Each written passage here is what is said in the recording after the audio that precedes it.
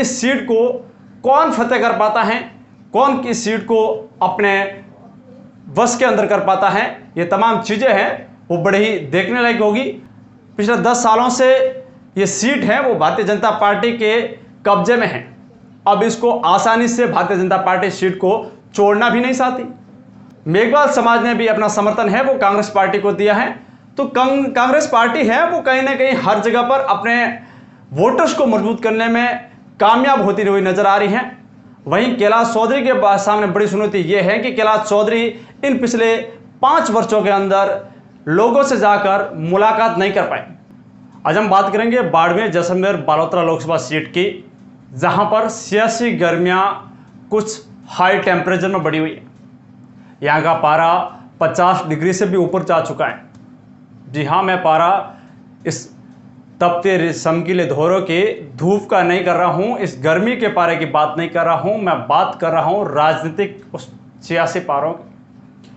राजनीति की गर्मियाँ इस चमकीले धोरों के अंदर इतनी बढ़ गई हैं कि इसके बारे में आपको क्या ही बताऊं। ये बाड़मेर जैसलमेर की लोकसभा सीट एक बार पहले और सुर्खियों में आई थी, वो सन था 2014। 2014 के अंदर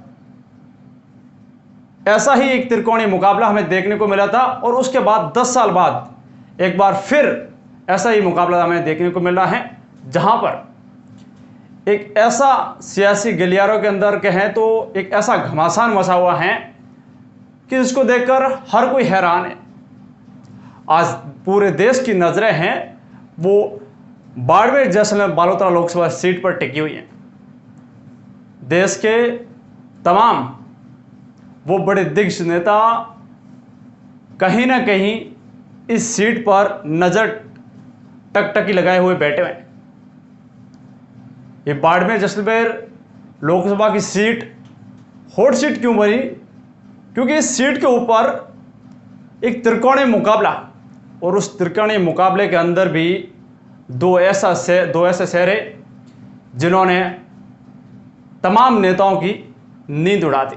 एक ऐसा चेहरा 2018 और 2023 के अंदर राष्ट्रीय लोकतांत्रिक पार्टी से चुनाव लड़ता है, वो विधानसभा होती है बायतू विधानसभा से वो चेहरा जब चुनाव लड़ता है तो सामने वाले प्रतिद्वंदी को भयंकर टक्कर देता है और उस टक्कर के अंदर प्रतिद्वंदी के भी होश उड़ जाते हैं। फिर कहीं ना कहीं उस शहर को 2024 के अंदर उस प्रतिद्वंदी के द्वारा अपने साथ मिला लिया जाता है और 2024 के इन लोकसभा चुनाव के अंदर उन्हें टिकट देकर के, जब एक समय के अंदर जो प्रतिद्वंदी थे उन प्रतिद्वंदियों को एक साथ कर दिया जाता है और इस टिकट को साधने की कोशिश की जाती है। वहीं एक दूसरा युवा चेहरा और भी है, वो चेहरा है एक निर्दलीय प्रत्याशी का, जिसने छात्र राजनीति से अपने राजनीतिक कैरियर का शुरुआत की और उसके बाद में 2023 के विधानसभा चुनावों को बहुत ही गर्मजोशी से लड़ा। उस वक्त उस युवा नेता ने शिव से निर्दलीय ताल ठोकी और उस वक्त भी इन तमाम राजनेताओं की नज़र है वो एक शिव के ऊपर टिकी हुई थी। उस वक्त शिव हॉट सीट बनी हुई थी तो दूसरी ओर बायतू। इन दोनों ही हॉट सीटों से निकलने वाले राजनेता, जिसमें से एक ने निर्दलीय चुनाव जीत लिया तो वहीं दूसरा कुछ ही वोटों से पीछे रह गया। लेकिन दोनों जगह पर भारतीय जनता पार्टी की है वो हालात खराब हो गए थे। हालांकि भारतीय जनता पार्टी ने वहां पर अपने तमाम कयास लगाए, तमाम बड़े नेता भी वहां पर लाए, बड़ी बड़ी रैलियां कराई, लेकिन वो रैलियां बेअसर नजर होती है दिखी, क्योंकि उन रैलियों का इन दोनों सीटों पर किसी भी प्रकार का है वो असर देखने को नहीं मिला। एक जगह तो कांग्रेस तेज रही तो दूसरी जगह कांग्रेस ने कड़ी टक्कर ली। वहीं एक जगह निर्दलीय ने चुनाव जीता तो दूसरी जगह राष्ट्रीय लोकतांत्रिक पार्टी से आने वाले उम्मीदवार राम बेनीवाल ने बहुत ही कांटे की टक्कर दी। अब जब दोनों ही वो ऐसे टक्कर देने वाले नेता लोकसभा चुनाव के अंदर आमने सामने हो जाए तो भला देश क्या विदेश की भी नजरें इस सीट पर टिकना जायज है। और ऐसा ही हुआ। बाड़मेर, जैसलमेर और बालोतरा की लोकसभा सीट अब देश के लिए चर्चा का विषय बनी हुई है। यहां की राजनीति इतनी गरमाई हुई है कि अब तो वो पहले वाले दौरों की गर्मी भी कुछ हल्की महसूस होने लगी है। लोकसभा चुनाव के पहले चरण के जो मतदान है वो 19 अप्रैल को होने हैं। वहीं जो बाड़मेर, जैसलमेर और बालोतरा लोकसभा सीट है वो दूसरे चरण के अंदर यहां पर भी मतदान होने हैं और दूसरे चरण के जो मतदान है वो 26 अप्रैल को होंगे। 26 अप्रैल को मतदान होने हैं और 24 अप्रैल को यहां का प्रचार है वो थम जाएगा। अब देश के उन बड़े दिग्गज नेताओं की नजर है वो इस लोकसभा क्षेत्र पर हैं, लोकसभा की सीट पर हैं और वो नेता कहीं ना कहीं 10 अप्रैल से लगा करके 24 अप्रैल के बीच में यहां पहुंचने की तमाम तैयारियां कर रहे हैं। वहीं यहां के प्रत्याशी भी ये सोच रहे हैं कि ज़्यादा से ज़्यादा नेता यहां पर पहुंचे और इस कैसे भी करके इस सीट को हमें वो फतेह करें। दोनों राष्ट्रीय लेवल की पार्टियां हैं वो अपने अपने दिग्गजों को यहां बुलाने के अंदर जुटी हैं। वहीं तीसरे निर्दलीय उम्मीदवार भी कहीं कम नजर नहीं आ रहे। वो अकेले ही लोकसभा चुनाव के अंदर धुआंधार प्रचार कर रहे हैं। उनके प्रचार को देख के तो दोनों ही पार्टियों के होश उड़ गए। अब दोनों पार्टियां वोट बैंक को अपने अपने कवर में करने की कोशिश कर रही हैं। जहां पर भारतीय कांग्रेस पार्टी है वो तो कहीं ना कहीं सफल होती हुई नजर आ रही है। कांग्रेस से जो नेता नाराज थे उनको कांग्रेस लगातार पिछले 10 दिनों से हैं उनको मनाने की कोशिश कर रही है और कहीं ना कहीं वो मनाने में सफल भी होती नजर आ रही है। लेकिन भारतीय जनता पार्टी का अभी भी रवैया थोड़ा ढीला नजर आ रहा है। भारतीय जनता पार्टी भी अब इस सियासी घमासान में कूद तो गई है, वो इस सियासी घमान में वो भी कुछ बड़ा करने की कोशिश तो कर ही रही है, लेकिन जितना कांग्रेस ने किया है उतने के बराबर अभी तक वो भी नहीं पहुंच पाई। आज बाड़मेर के अंदर राजस्थान के मुख्यमंत्री आए हुए हैं। वहीं 1 या 2 दिन के अंदर उप मुख्यमंत्री भी बाड़मेर के समीप जिले बालोतरा, उस बालोतरा में आएंगे। वो बालोतरा भी बाड़मेर का जो एक पार्ट था और अभी जिला बन गया है, तो वहाँ पर भी वो जो जिले की तमाम कार्यकर्ता हैं उन कार्यकर्ताओं को मजबूत करके किस प्रकार से वोटर को है वो अपने आप और खींचा जाए, इन तमाम प्रयास के लिए उप मुख्यमंत्री भी कल वहाँ पर आने वाले हैं। वहीं जो ये 10 से 12 दिन है उस 12 दिन के अंदर देश के प्रधानमंत्री और देश के गृह मंत्री, राज्य मंत्री और अन्य राज्यों के मुख्यमंत्री या फिर अभिनेता और खेलकूद के कई ऐसे खिलाड़ी भी इन सियासी रण के अंदर अपना दमखम दिखाने के लिए आने वाले हैं।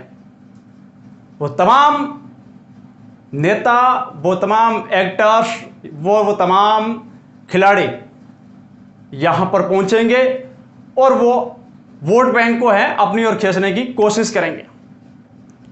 वहीं कांग्रेस पार्टी से भी राहुल गांधी, मल्लिकार्जुन खड़गे, राजस्थान के पूर्व मुख्यमंत्री अशोक गहलोत, राजस्थान के पूर्व उप मुख्यमंत्री सचिन पायलट सहित तमाम बड़े नेता हैं, वो भी इन 10 दिनों के अंदर अलग अलग जगह पर आएंगे, अलग अलग सभाएं करेंगे और इनमें से अमित शाह, मोदी जैसे इन तमाम बड़े नेताओं की तो यहाँ पर रोड शो भी होंगे और यहाँ पर राहुल गांधी जैसे तमाम नेता जो कांग्रेस के बड़े नेता हैं और खड़गे वगैरह उनके भी रोड शो होने की संभावना है। इन तमाम नेताओं की कोशिश है कि कहीं ना कहीं किसी भी प्रकार से अपने प्रत्याशियों को इस सीट से विजय कैसे बनाया जाए। लेकिन वहीं तीसरी ओर का अगर देखा जाए तो तीसरी ओर निर्दलीय प्रत्याशी अकेला रण के अंदर जूझ रहा है। इस तपती धूप के अंदर, इस तपते धोरों के अंदर वो अकेला ही हुंकार भर रहा है और तमाम युवाओं के जनसैलाब के साथ इस बाड़मेर, जैसलमेर, बालोतरा लोकसभा क्षेत्र के रण के अंदर कूद गया है। वर्तमान में निर्दलीय प्रत्याशी रविंद्र सिंह भाटी प्रवास की यात्रा पर हैं। वो 3-4 दिन के प्रवास की यात्रा पर रहेंगे और वहां पर तमाम राजस्थानी प्रवासियों से मुलाकात करेंगे और उनसे भी अपने वोट बैंक को अपनी ओर खींचने की कोशिश करेंगे। अब भारतीय जनता पार्टी को डर सता रहा है कि भारतीय जनता पार्टी से भागी हुए रविंद्र सिंह भाटी लोकसभा चुनाव के अंदर आ गए हैं, तो कहीं ना कहीं वो भारतीय जनता पार्टी के वोटर को ना तोड़ दे। अगर वो वोटर को तोड़ देते हैं तो भारतीय जनता पार्टी के लिए इस सीट को जीतना बड़ा मुश्किल हो जाएगा। वहीं कांग्रेस के लिए बेनिफिट की बात यह है कि कांग्रेस है उसके साथ में राष्ट्रीय लोकतांत्रिक पार्टी के साथ गठबंधन होने के कारण राष्ट्रीय लोकतांत्रिक पार्टी के जो भी तमाम कार्यकर्ता थे, तमाम वो वोटर्स थे, उनका कहीं ना कहीं समर्थन है वो कांग्रेस को मिला है। इसके लिए उम्मीदवार है उनको कहीं ना कहीं यहाँ थोड़ी सी मजबूती जरूर मिलती नजर आ रही है। अगर बात करें शिव से, तो शिव से जो बड़े मुस्लिम 2 लीडर जो कहीं ना कहीं नाराज बता रहे थे, उनके बीच भी हैं वो राजीनामा हो गया और वो कांग्रेस के साथ में मजबूती से खड़े हो गए। वहीं कल ही मेघवाल समाज ने भी अपना समर्थन है वो कांग्रेस पार्टी को दिया है। तो कांग्रेस पार्टी है वो कहीं ना कहीं हर जगह पर अपने वोटर्स को मजबूत करने में कामयाब होती हुई नजर आ रही है। वहीं कैलाश चौधरी के सामने बड़ी चुनौती यह है कि कैलाश चौधरी इन पिछले 5 वर्षों के अंदर लोगों से जाकर मुलाकात नहीं कर पाए, लोगों के वो कामकाज नहीं कर पाए जो काम होने थे, जिसके कारण कैलाश चौधरी को कहीं ना कहीं यह डर जता रहा है कि यह सीट अपने हाथों से ना निकल जाए।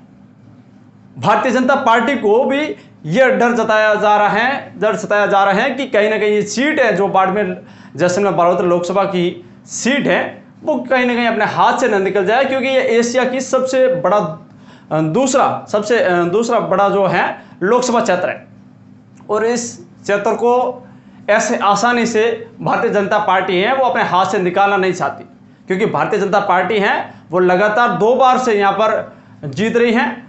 पिछले 10 सालों से ये सीट है वो भारतीय जनता पार्टी के कब्जे में है। अब इसको आसानी से भारतीय जनता पार्टी सीट को छोड़ना भी नहीं चाहती। वहीं कांग्रेस दमखम दिखा रही है, तो वहीं तीसरी ओर निर्दलीय प्रत्याशी रविंद्र सिंह भाटी भी अपना पूरा दमखम दिखाए हुए।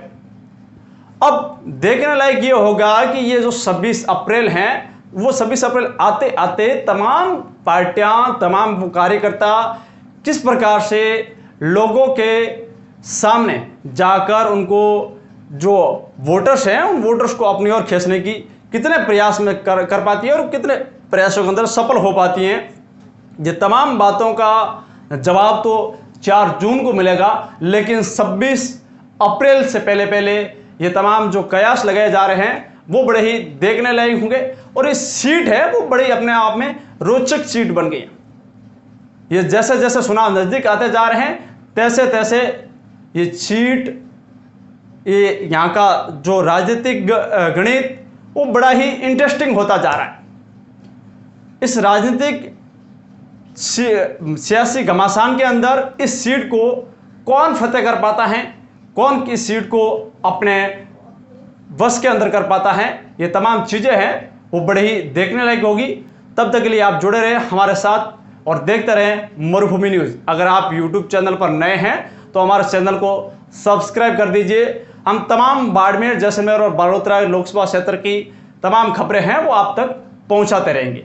धन्यवाद।